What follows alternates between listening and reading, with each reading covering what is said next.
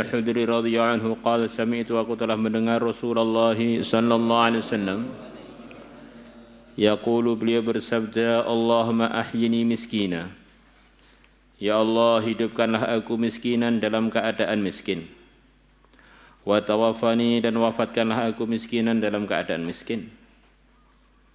Kata sebagian peneliti, Rasulullah itu pernah sangat kaya, pernah sangat longgar. Tapi kalau dihitung, mayoritas kehidupan beliau adalah dalam kondisi pas-pasan.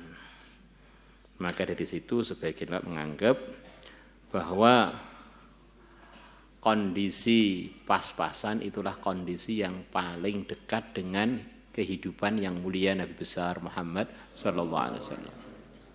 Bahkan ketika beliau wafat, baju besi beliau dalam kondisi digadaikan kepada seorang Yahudi.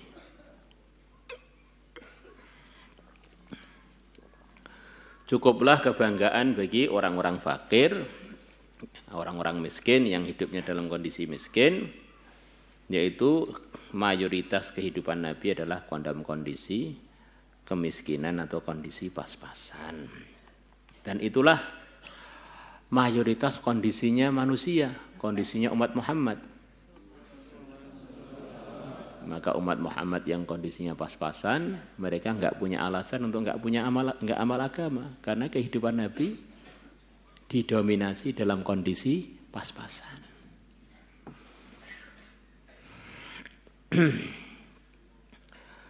Begitu juga Nabi pernah dilonggarkan rezekinya sampai benar-benar longgar, sampai beliau kalau nafkahi istri beliau, nafkahi setahun sekali, bukan per bulan, bukan per setengah tahun, setahun sekali.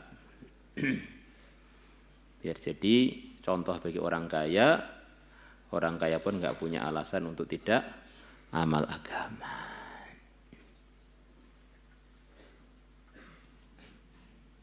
Bahkan beliau pernah dalam kondisi begitu longgar, sedekah pada satu orang itu 5.000 kambing. Sedekah pada satu orang 100 unta, Masya Allah. Kesimpulannya, kehidupan dalam kondisi miskin pernah dicontohkan Nabi, dalam kondisi kaya pun pernah dicontohkan Nabi. Yang enggak pernah dicontohkan Nabi itu kehidupan yang tidak diridhai Allah. Dan cukuplah kebanggaan bagi orang-orang yang hidupnya miskin, pas-pasan.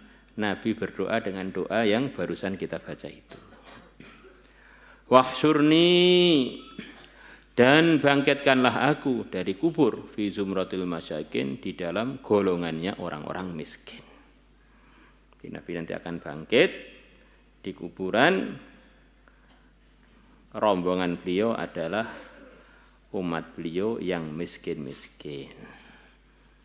Baru yang kaya baru selepas itu, mestinya begitu itu.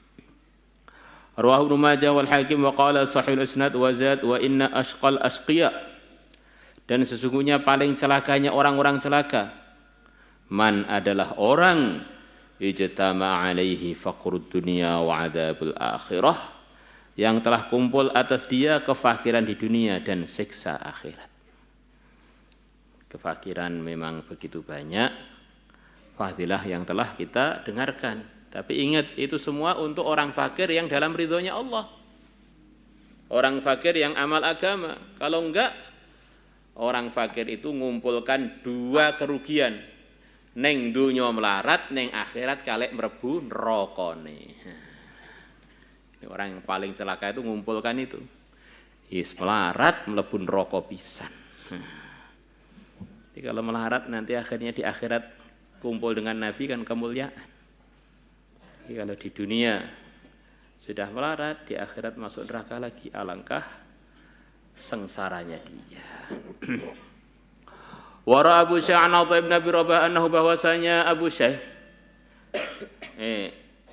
bahwasanya Atha sami'a, beliau telah mendengar Aba Sa'idin, sahabat Aba Sa'id Al-Khudri, yaqulu, beliau mengatakan, Ayuhan nas, wahai para manusia, la tahmilannakum, sungguh-sungguh jangan mendorong kalian, al-usratu, kesulitan, jangan sampai mendorong kalian, ala talabir rizki min ghairi hillihi, atas mencari rizki min ghairi hillihi, dari selain halalnya rizki, dari selain cara yang halal dalam mendapatkannya. Fa inni, maka sesungguhnya aku sami'tu, aku telah mendengar Rasulullah sallallahu alaihi wasallam yaqul, beliau bersabda, Allahumma tawaffani faqira wa la tawaffani ghaniya. Ya Allah, wafatkanlah aku dalam kondisi fakir dan janganlah engkau wafatkan aku dalam kondisi kaya. Jadi kalau kamu miskin itu jangan susah, jangan malah cari yang haram. Nabi loh doanya di antara yang saya dengar minta wafat dalam kondisi fakir, tidak mau wafat dalam kondisi kaya. Ini sudah jadi kebanggaan. Berarti kehidupan kamu itu sudah seperti yang diminta Nabi itu.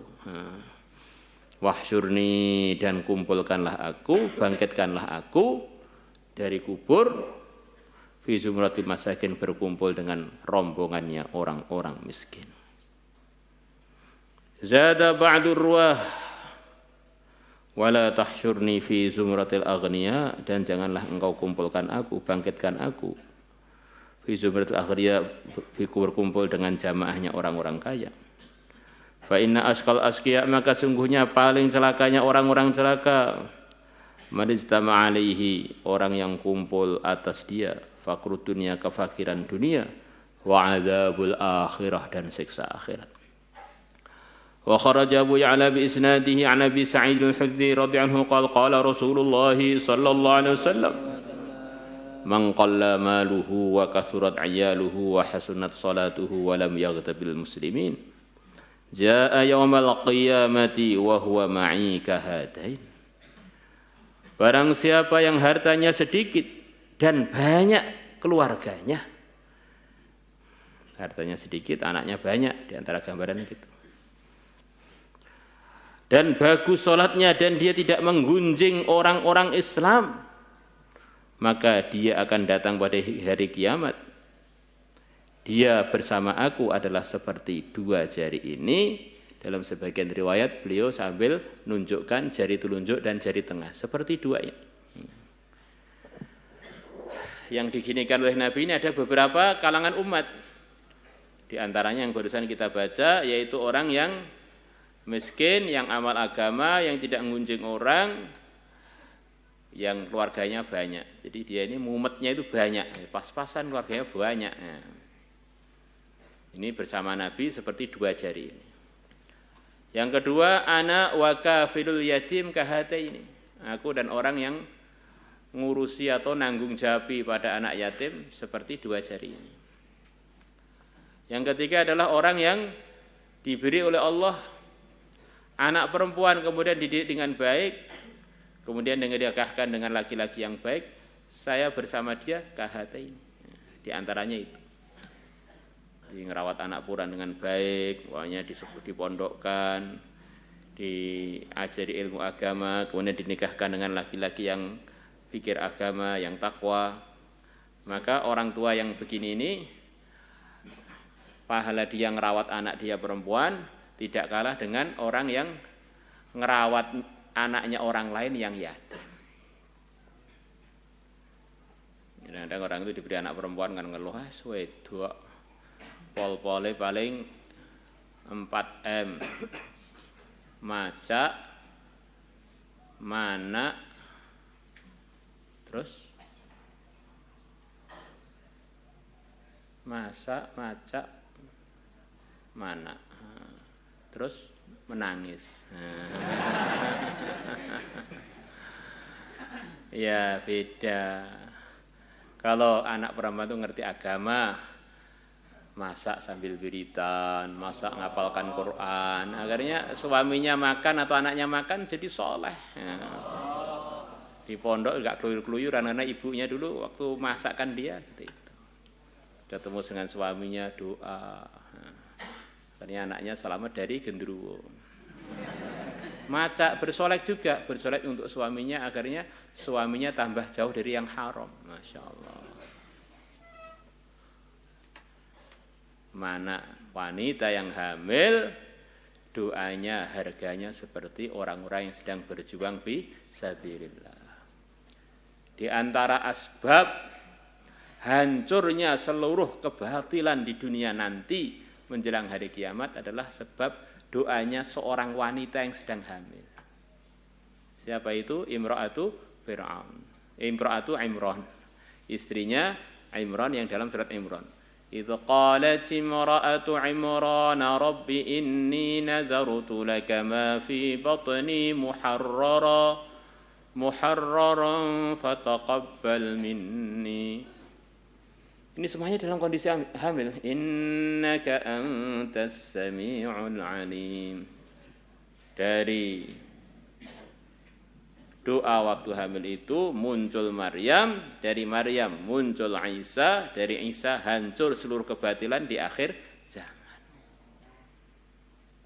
Wanita nangis juga, tapi kalau wanitanya itu sholihah, nangisi umat, nangis untuk hidayah, nangis untuk mendoakan anak cucunya. Maka memang wanita itu di antara kesibukannya 4M ini.